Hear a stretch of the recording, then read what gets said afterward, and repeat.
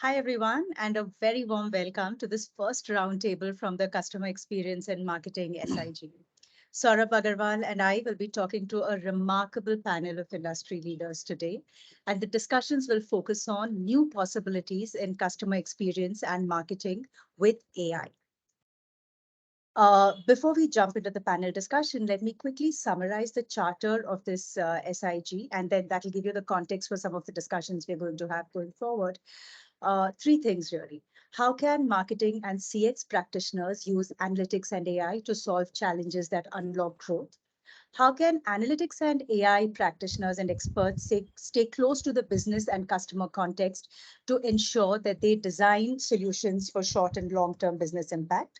And all of this set against real frameworks that cover the entire marketing lifecycle, along with a complex mix of channel selection from predictive as well as a measurement perspective. Right? With that, we jump right in, and Saurabh is going to field our very first question. Great. Thank you very much, Ganga. I'm very honored to be part of this STEAM panel. So we will break this discussion into three sets.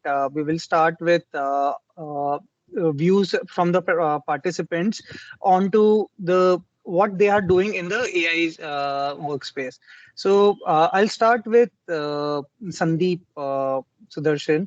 Sandeep, if you could quickly introduce yourself and share an example of a work in action or which has completed in the area of CX and marketing where you have seen great impact. Hey, thanks, Saurabh. This is Sandeep Sudarshan. I'm the Chief Technology Officer for the Telco BU market unit in the UK. I'm based out of Oxford in the UK. Um, well, if you look at the telecom sector, right, I mean, it's going through a massive digital transformation today. They are redefining the user journeys. If you look at the convergence of services that are happening, they are under threat from the over-the-top vendors and the content players, right? So CX, customer experience, plays a major role in this, right, for all of them. And as they go through a omni digital channel experience journey, I think AI and analytics and data plays a major role. Now let me step back. If you look at the invasion of 5G that's happening, telcos today are sitting on huge data sets of structured, unstructured, real-time data, right? And the CMOs are trying to see how they can harness evolving technologies like AI, ML, building models to have to prevent one customer churn, because customer churn, any subscriber loss is a big loss to a telco. How can they build efficient models by using network data, device data, billing data, data from all sides, right? And create a data fabric of sorts, right? That's very important to have the right set of data, right? To perform the and build those models around it. The second thing that's happening around in this sector is, I think Ganga mentioned about it, is this whole omni digital channel experience, right?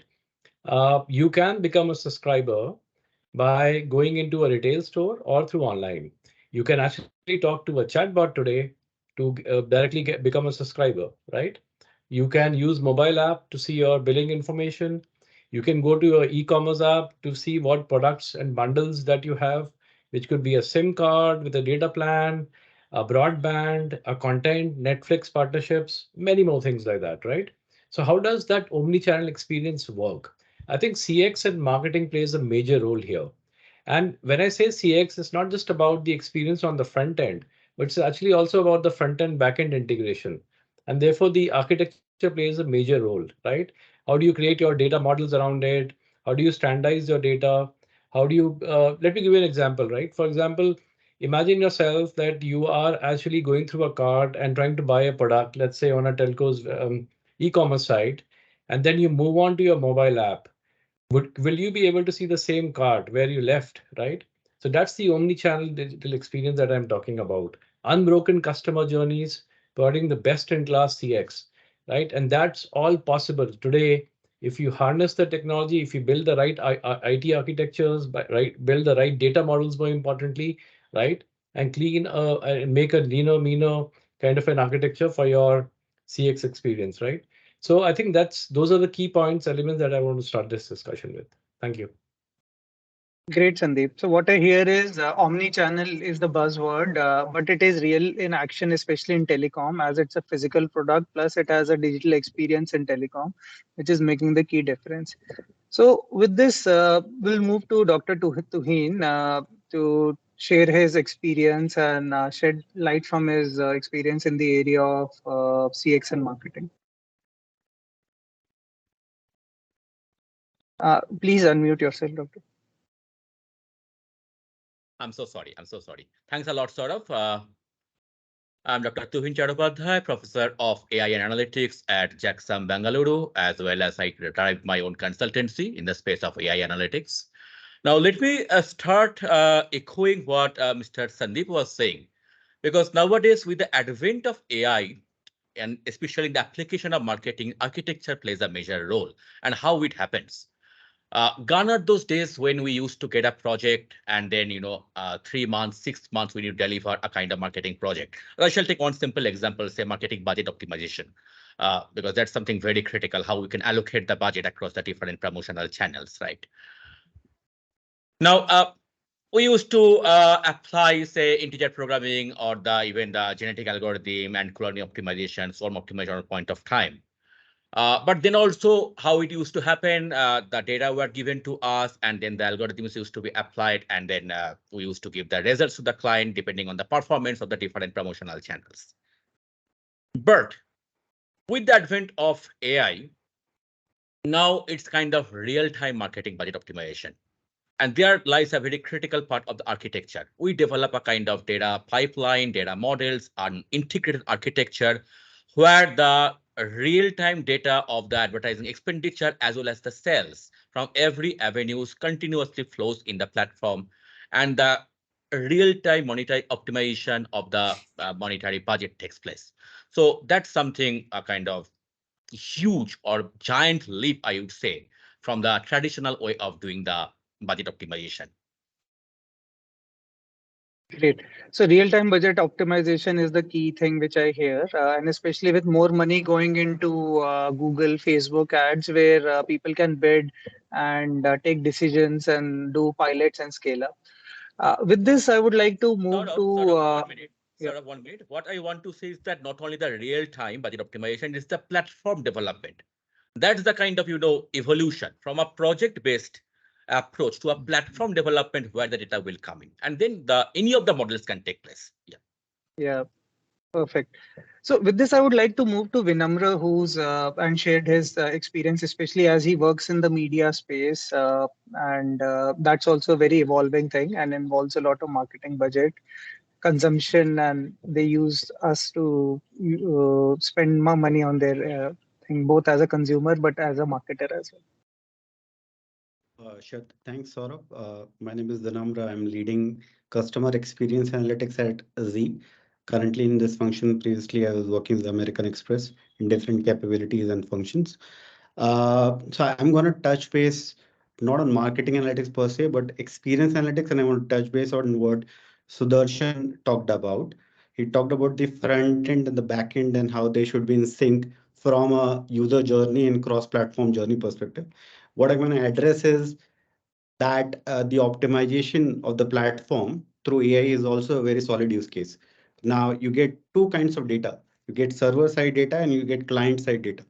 All right. And you can use both for optimization. A lot of companies are using server side data and to best use, and there are solutions already available on the fly, right, to optimize those. But then there is a factor of client side data. Client side data meaning the device attributes, the user journey attributes, uh, the action the user had taken in the past, and what kind of network attributes are there when he or she is browsing the platform or consuming the content, right? All that have a material impact on the future experience. So while I can take an example from how we are using this data and using modeling use cases at Z. That said, we also use such outcomes at MX in the past, right? From in terms of like just predicting who will go deeper in your app, right? From that modeling perspective. And so how this will help then, right? So the tech is a stakeholder here. There are already tech call optimization, but if you can build an AI solutions, you can do three things with it. You can prefetch what you know, you can defer what you can delay, right, in terms of API calls and optimize that call, right? And you can also cache, right? So if you know something, for example, I have a differentiated experience for my Z5 customers in India and global, right? From the onboarding journeys are different. And, think of a case a customer is traveling, right? So customer traveling from India to, let's say, US, right? There is a different kind of a journey, right?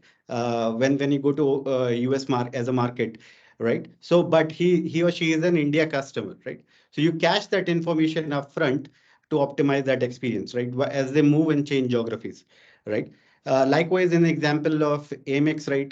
People who are going deeper into membership reward is not native to the app, let's say, and the experience is outside of the app.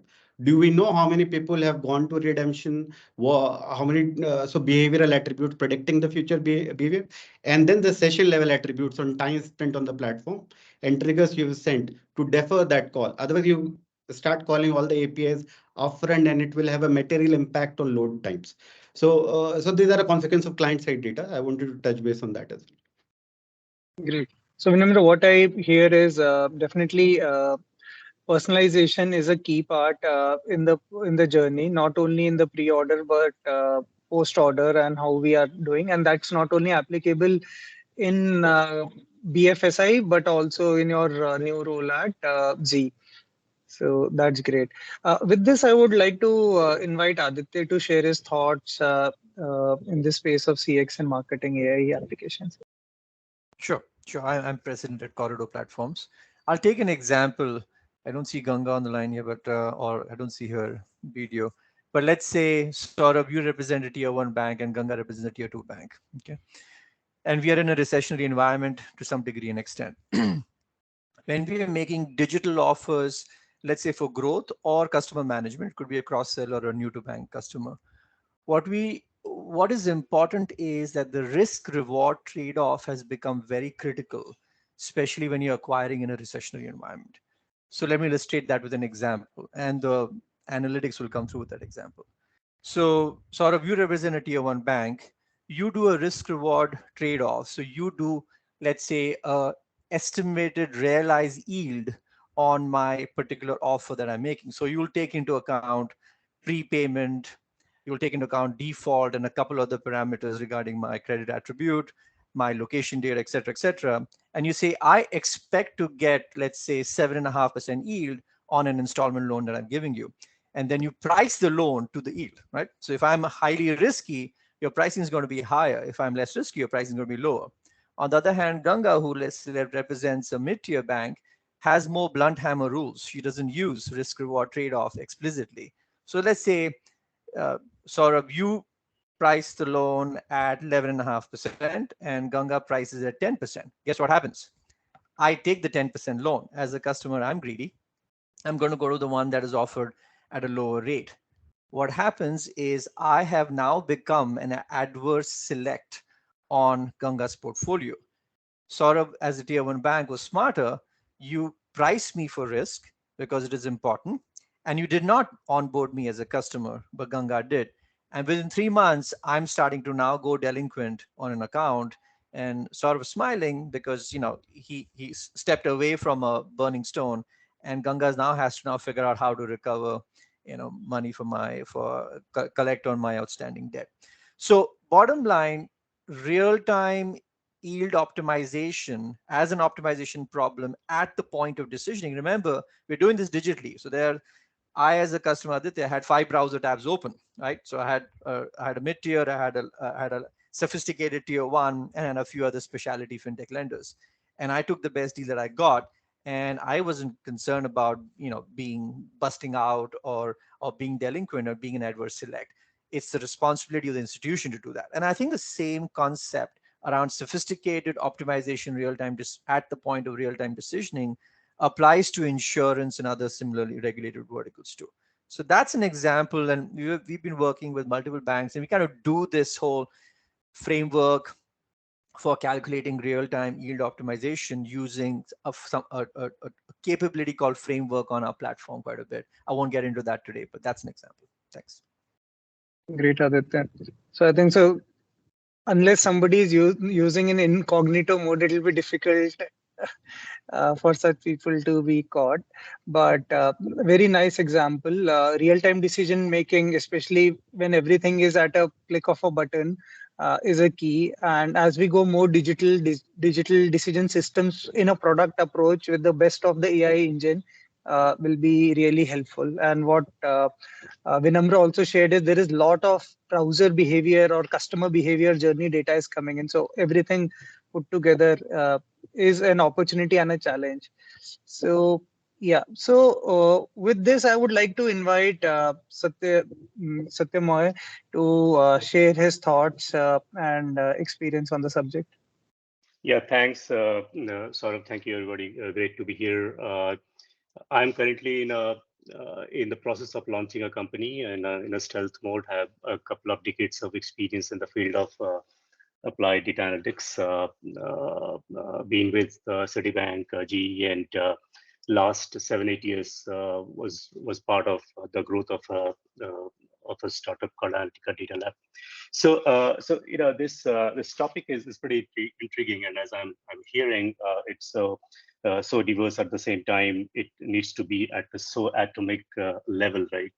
Personalization, hyper personalization, the interactivity between the platforms, so that your customer is kind of having a unique experience across all the platforms.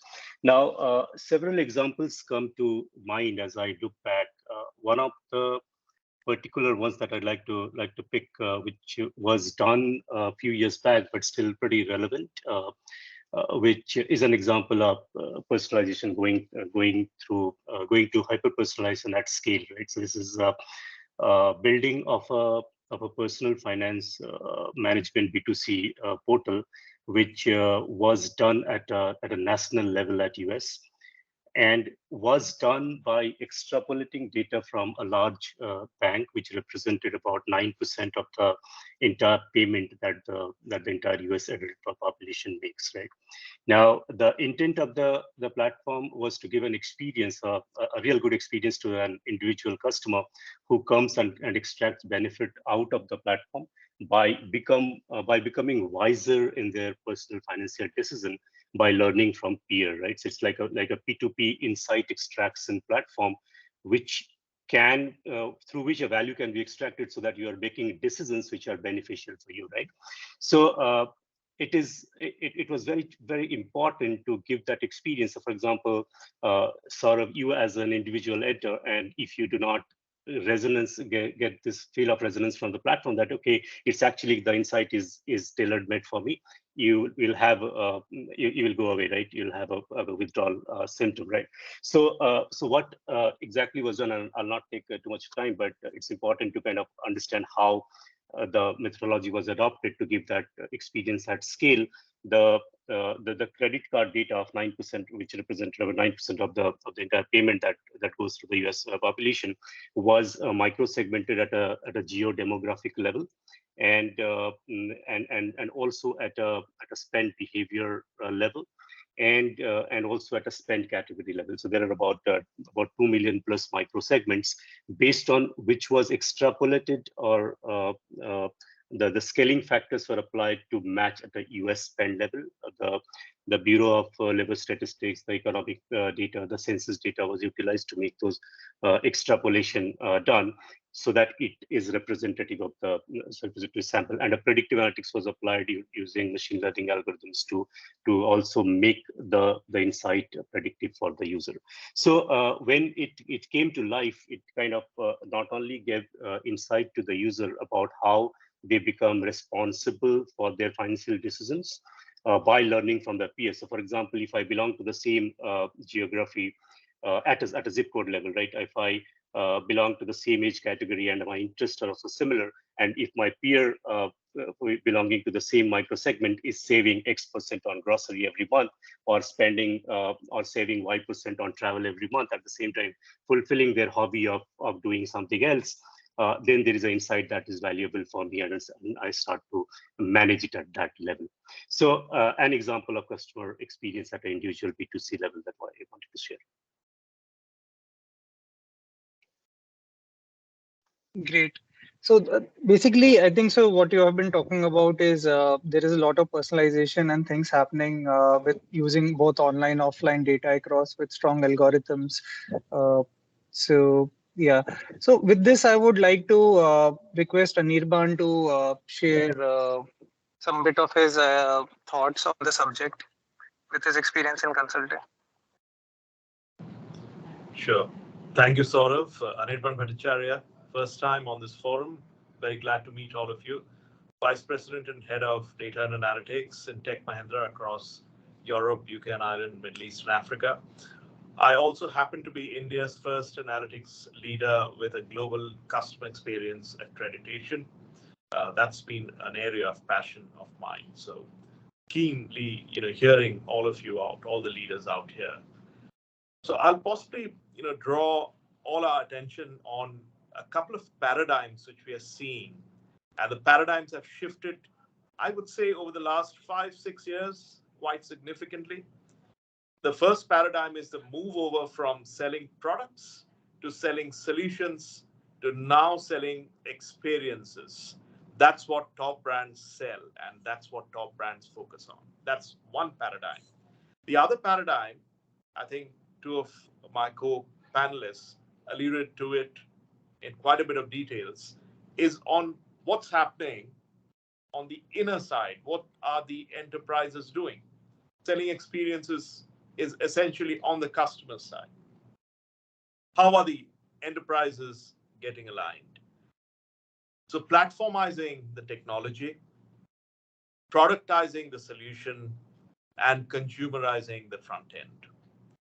This trend is something which is very, very radical and very prominent across all enterprises, all service providers, whatever the vertical they may belong to. By and large, this is the trend. That has led to positioning the customer at a certain level, which was possibly unheard of, unthinkable, even a few years back. I'll cite two examples, and these examples are a testimony to the fact on how it is breaking the barriers, pushing the envelopes far beyond data analytics insights into the augmented reality, virtual reality, and applications of these.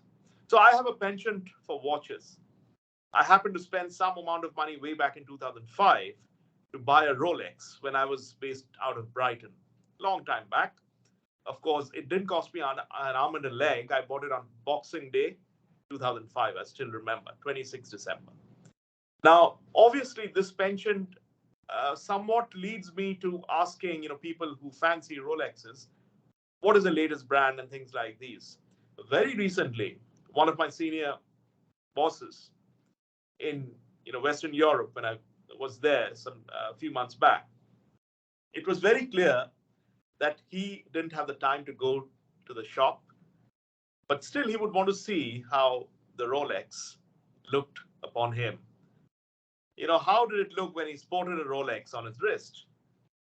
So this is one experience which Rolex has offered, and leveraging AR, VR, you're able to see how it looks on your, how when you sport a Rolex, how do you look? How smart, how evenly placed you look, sporting that Rolex. It's a very high segment piece of watch, really. So this is essentially a result of an insights which Rolex has gathered, which somewhat tell them that many high-profile customers, top segment customers who are not able to go to their stores, at the same time, they would like to have the luxury or like to have that additional experience of seeing how the watches fit on their wrists and not buy it online. So phygital concept coming into the picture. So that's about Rolex. The second example of a top brand Indian car, I can't take the name. Again, a similar situation where it sometimes proves difficult for a buyer, a top class buyer, top segment buyer, getting into the car, checking each and every segment, every tidbits, every nuance of the modern day connected car. So why not give them a glass to wear? Why not put them into an AR VR experience? Why not give them a digital menu that offers them all the aspects, all the facets, all the various features of the car, standing right there at the comfort of wherever the nearest outlet of that car, the digital outlet of that the car. They are able to see each and every feature. They are able to assess whether that's the best car for them. Now, all these are results of the insights and deep, I would say, deep analytics that are captured at the back of customer segment study, at the back of doing exercises around hyper personalization, etc. And the next step is applied on such customer segments. Why not give them that augmented reality experience? Why not give them that virtual reality experience and take them to the next level? Because it is experience that seem to be selling more than anything else. So this is what I would like to leave with the forum, and back to you, Saurav. Thanks, Anirban. You mentioned Brighton. It reminded me I had the opportunity to visit Brighton twice, and watches are giving a tough time. My mother had a birthday recently, and my wife gave her a sari, and she said, "I don't want sari, give me a smartwatch." So things are changing pretty rapidly. But yeah, Right. when talking about physical goods, let's talk to Rahul to share his views from a customer experience working in Freshworks on what he sees in this area. Sure. Thanks, Saurabh. Hi, everyone. I'm Rahul, and I lead the product analytics initiatives at Freshworks. I think we have spoken a lot about applications in consumer side, the B2C side. Uh, on similar themes, I would want to switch gears slightly and talk about applications of AI in the field of CX and marketing in the SaaS space. So SaaS space poses a unique challenge as well as an opportunity where the solutions need to drive value for not just for the customers of the product, but the customers of the customers of the product. And this becomes a twin challenge because sometimes the objectives are aligned and sometimes they are not aligned. So the core concept becomes how do you uh, how do you think of solutions that both your customers and customers of customers can drive value out of. So with this concept, right, just taking some of the examples and understanding where uh, the SaaS space is going in the space of AI is uh, let's take uh, chat as an example. So I think all of us are used to purchasing on e-commerce websites or D2C websites. And in most of these websites, you would see a chat option where a customer can pose a question, and sometimes an agent would respond, sometimes an automated response will come in. So that's what a chat product would do. Now, in this space, one of the key elements to derive value for both customers and customers of customers is to save time. Everybody is looking for a faster resolution. And this is one area where a lot of advancements or a lot of investments are happening, where uh, new applications of AI are being thought through that can save time for both these set of users. On the marketing side, if we talk about solutions that offer CRM, so CRM products usually have enriched data about customers. Now, how AI can drive value in this space is use this tons of data that is already available and drive automated actionable insights that in turn provide value for different sales and marketing initiatives and make it super hyper and highly personalized for the customer engagements, be it marketing or sales initiatives. So these are the two spaces where I see advancements happening using AI. Great. And Rahul, what I see is when we use advanced platforms like your company's Freshwork, enabling from a product perspective, these insights and chat facilities also helps do a very strong push. Building out of box analytics and then integrating is a big challenge. So AI enabled platforms or platforms with AI at the core is a key in this field. Uh, with this, we'll move to Tarun, who's working with Tiger and shared from a BFSI perspective how he sees the evolution. Hey, thanks everyone. Right, so it was great, connecting with the panel and listening all the views. Right, so I'll specifically, right. I think we've covered broadly, right, what are the tenets of customer AI in customer experience and marketing, right. So I'll not delve on that, right. Broadly, I'll touch upon insurance, right, as an industry, right. So typically, insurance has traditionally been not at the forefront of AI, right. They've been the laggards, right, due to a lot of legacy data platforms, right. But what we have seen is that insurers have started picking up.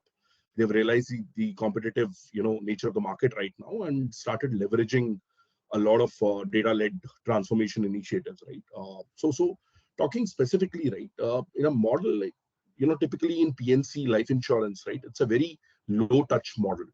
So it's very, very important for insurers to leverage every data point that is generated with every customer touch point, be it be a customer call or a visit to a website, right, or a response to an email, right.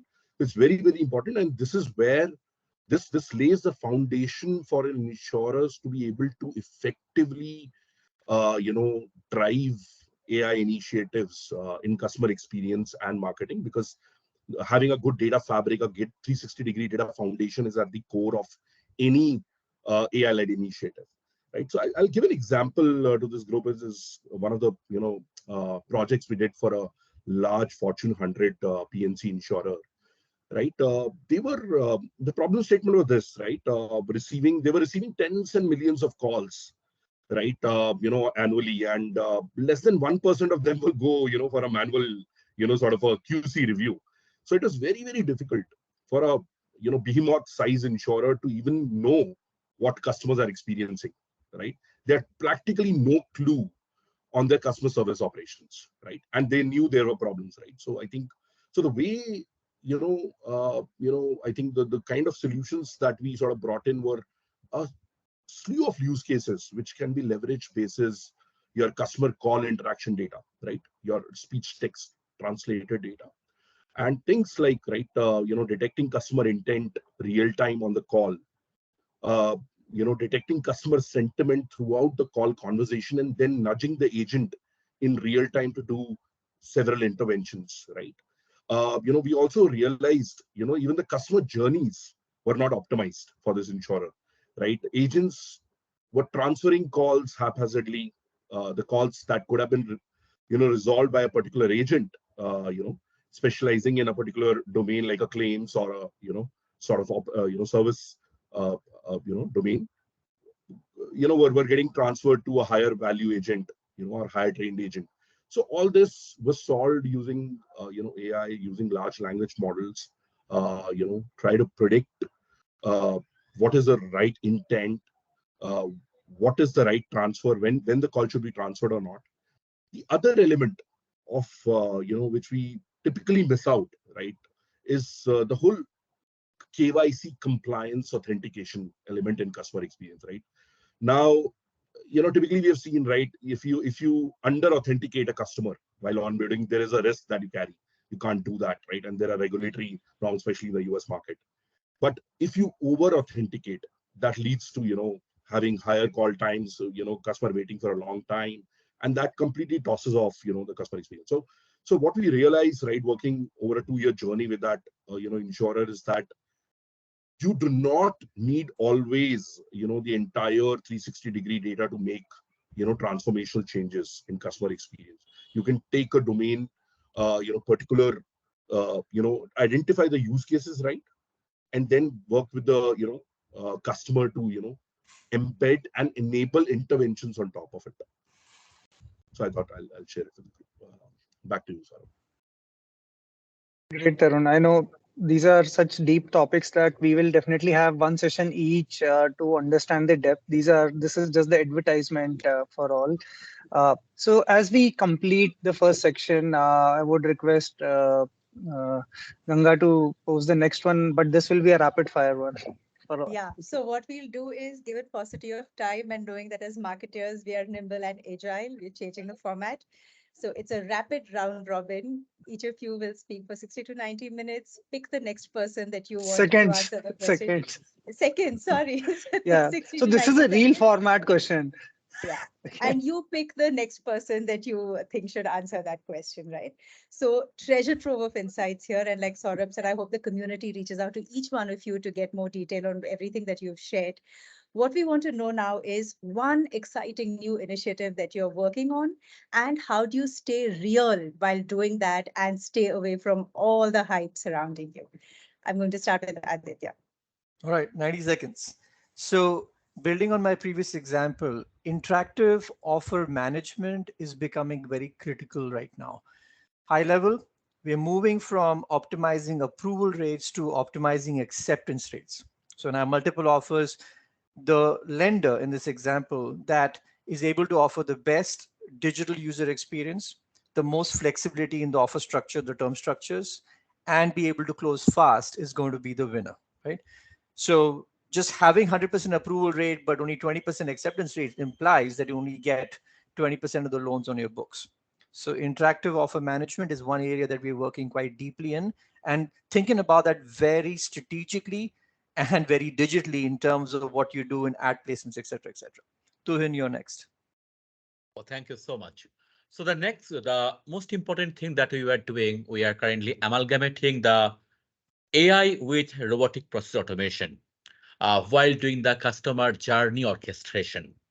So customer journey mapping is the first thing, but then how to channelize the customers, of course, through digital marketing I'm talking about, that which particular path the customer will take, at what point of time, what will trigger, and what should be the next step.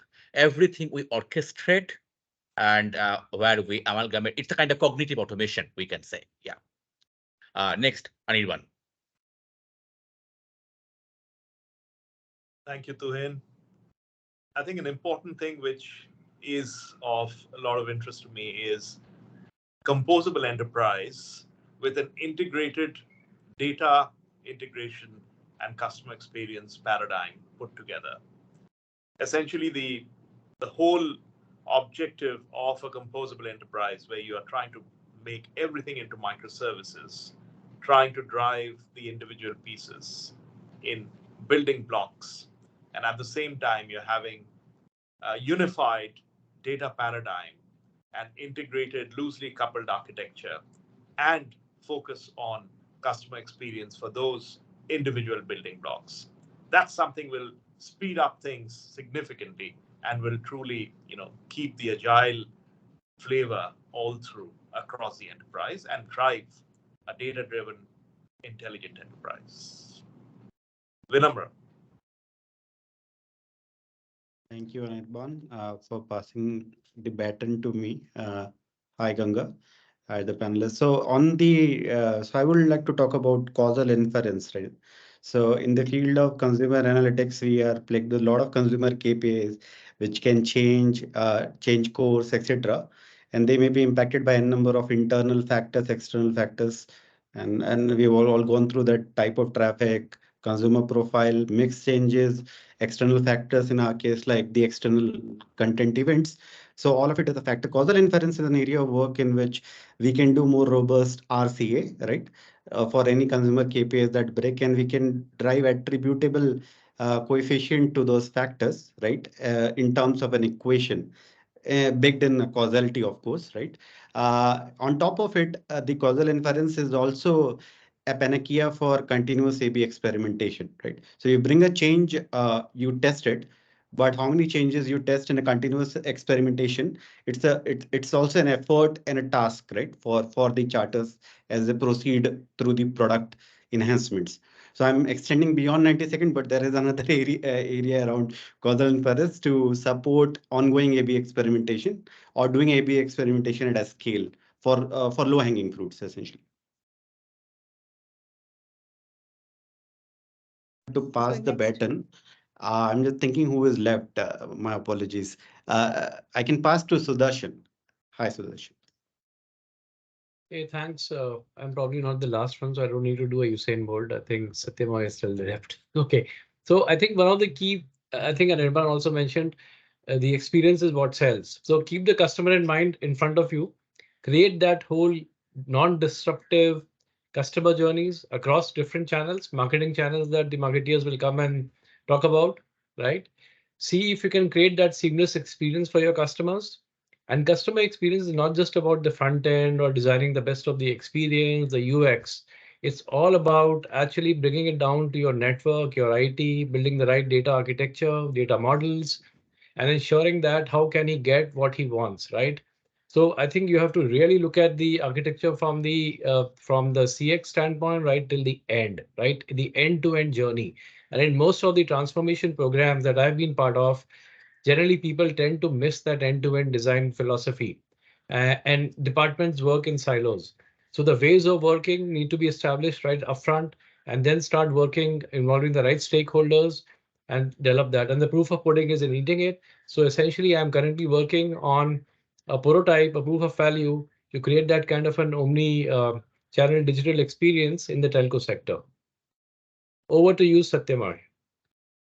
All right. So, am I still audible? Yeah. Okay. Yes. Yeah. So one of the industry that is kind of fascinating for me, and a lot of research and focus that I'm spending my time on is the travel tech industry. It's kind of ripe for innovation when it comes to data application of AI. A lot is happening in the field.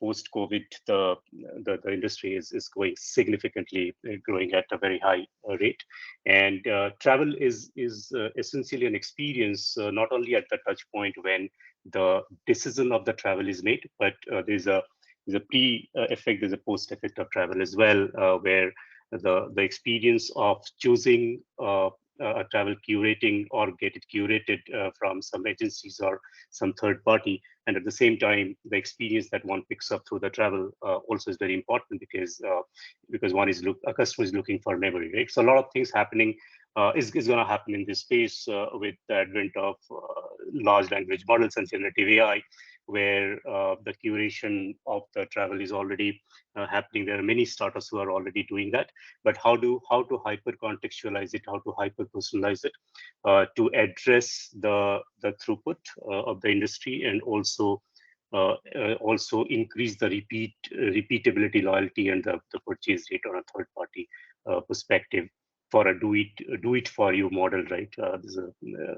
There's two models which are prevalent today: do it yourself and do it for you model, and both of them are kind of rife for intervention using data analytics and of course for the generative AI. All right, so I guess I was the last. So back to you, Rahul, Ganga. has Rahul spoken? Yeah. So I Sorry. can, Yeah. no worries. Yeah, so I can go next. I think one of the other interesting areas where the use of AI applications is coming up and is exciting is orchestrating the outcomes. I think a couple of folks in the forum talked about orchestrating customer journeys, handholding, uh, uh, and moving customer journeys in the intended direction. So orchestrating customer journeys through hyper personalization and through solutions, AI solutions that can read into or synthesize tons and tons of data and personalize actions for a given customer. I think that's one area which is exciting and that's coming up. Is Great. anyone else? Yeah, so just I want to add my 2 cents. A lot of marketing in our D2C space is today driven by social media. So attribution is a key thing which we are looking at, while the brand marketing is moving into social media marketing, and influencing is a key thing. While it generates the likes, engagements, and effectiveness of a social media campaign, how does it result into revenue is the key thing. It's a very evolving field right now. What is influenced versus what is organic is very blurry, and how it results into dollars and how do you quantify the ROI. Use of a lot of micro influencers is the key. and definitely want to use the buzzword called generative AI is something which we will experiment, and I'm sure everyone will experiment. It's a hype versus reality. We don't know. We will all try as the next few months go through. Back to you, Ganga. Thank you. That was fantastic. Saurabh, thank you. I think we I didn't think hear the from Tarun. reason nobody's. Did we hear from Tarun? I think Tarun. Hey, can you hear me? He did. Yeah, He I did. can. Yes. Okay. Yeah. Yeah, There is no I'll just add escaping it. I know, but on the second question, I'll just add my thoughts, right? So two things we're doing, right? One is, so as I said, customer data is at the foundation, right? So we are building a lot of, we see value in coming up with that complete data fabric fingerprint, right, for each industry and domain. That includes internal, external data partnerships, and what is that data thumbprint for the entire customer journey, right? That's one thing we are building. Second thing I see a lot of value in, that is our philosophy as well, is, being a services company, is bringing those AI Lego blocks. As and when we implement use cases across clients, right? We keep packaging that IP so that, the value to the client is upfront. And, we don't learn at the, there's 40 to 50% acceleration to the value. So just wanted to add, thanks, Ganga and Anirban, for calling that out. One parting thought I cannot, perfect. stop myself. Sorry, yeah, just take 60 seconds I shall take. And that is to echo sort of about the attribution modeling part. What we are doing something very interesting these days is called network analysis. So traditional, marketing mix model is something very common, right? There are multiple channels and its impact on the sales. But what we are doing is that once that is done, so that equation is built, then we take each of the channels, say for example, Facebook, and then how the other channels are contributing to that one. So funnel level mapping. And then finally, we deduct the impact of each of the channels from the initial equation. So that way we can get the raw impact. So that's a pretty complex. I tried to sum it up in 3 steps, but that's the way out we figured out for the right attribution modeling.